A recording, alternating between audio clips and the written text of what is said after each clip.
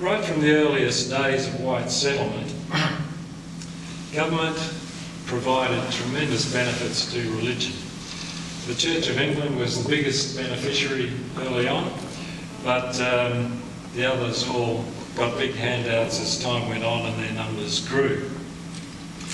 Governor Macquarie helped establish the Catholic Cathedral in Sydney, which, as he said at the time, was quite something because he was a member of the Freemasons at the time.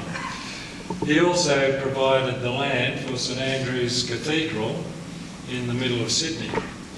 And as I said, this kept going through 200 years of history. More and more land and other benefits kept being provided to the churches.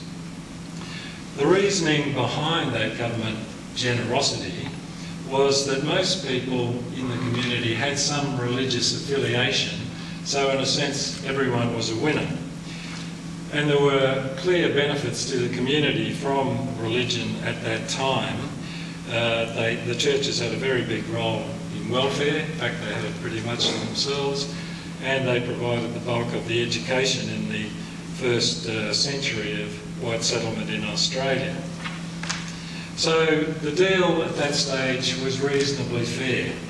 It was certainly not perfect, and there were great debates about who got more out of the government, but the general deal was widely accepted. But now things are different. As a result of all that early generosity and tax-free investments, the bigger churches have billions of dollars and vast land holdings, and the benefits keep flowing. The Catholic Church is now the biggest non-government landholder in Australia.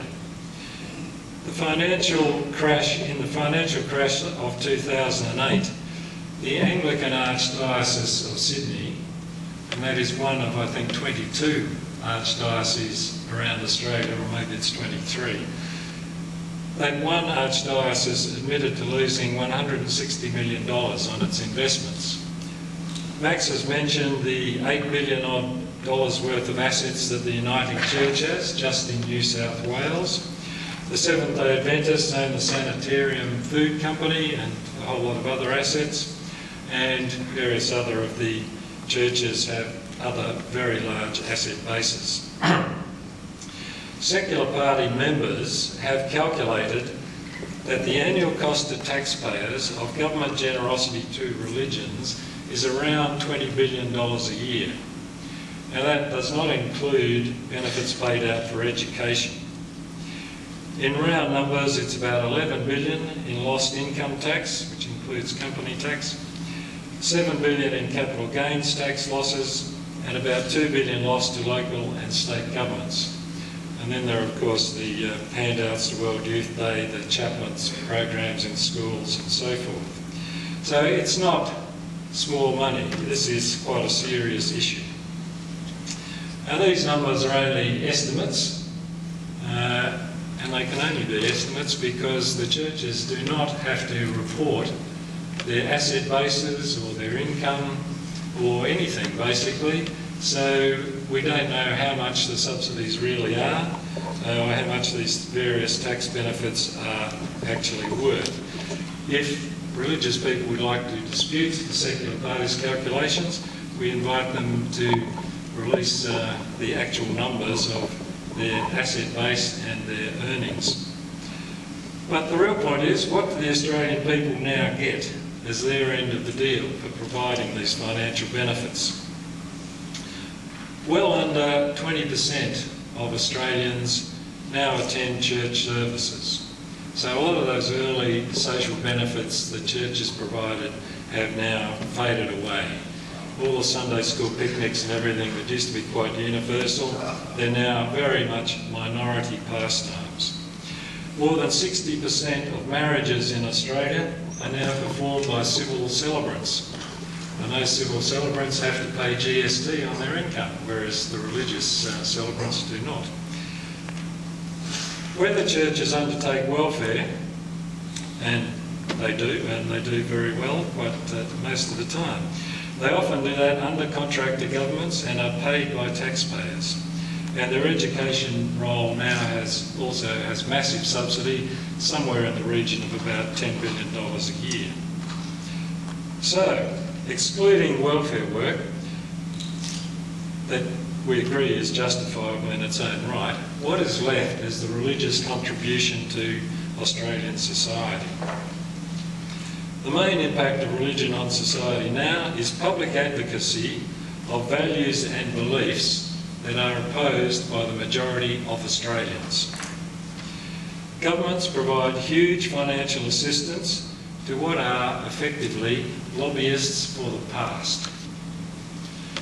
Religious leaders and their administrative bureaucracies pressure governments to stick with the values of a small and ageing minority. They try, with great success, it must be admitted, to block the will of the people.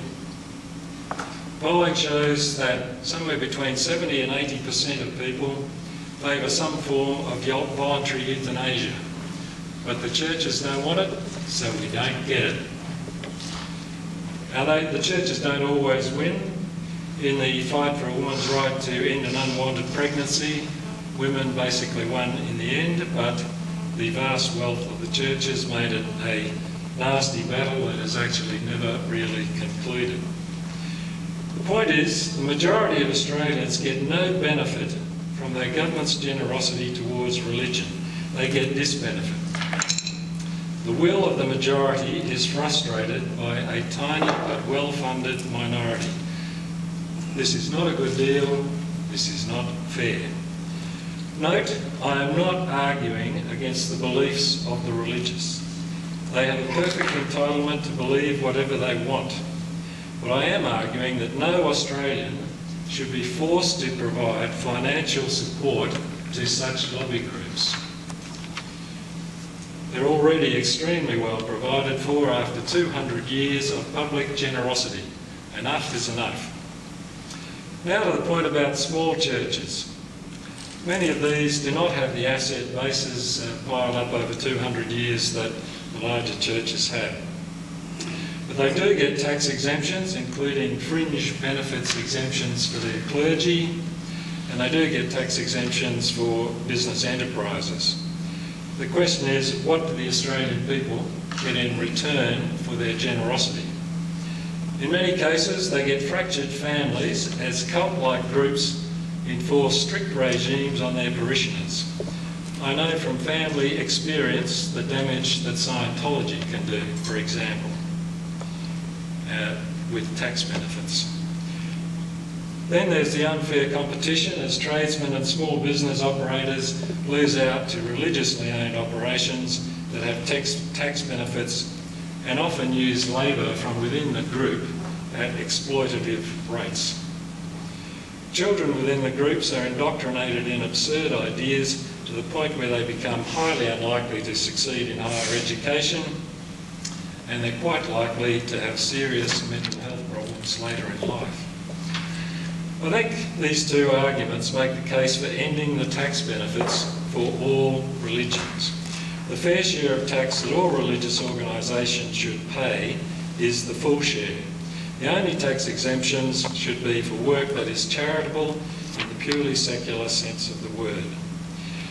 Yet the advancement of religion of itself no longer provides a return for the financial benefits it is given under law. So the law must change. Let me end with a biblical quote. It's Matthew 22, verse 21. Then said he unto them, Render unto Caesar that which is Caesar's, and unto God the things that are God's. Yeah. Jesus was telling the Pharisees, who were the dominant religious leaders of the time, to pay tax. There are no caveats, no except on your religious stipend, and certainly no except where you earn huge rents on a city block that was given to you 200 years ago. It's time to pay up.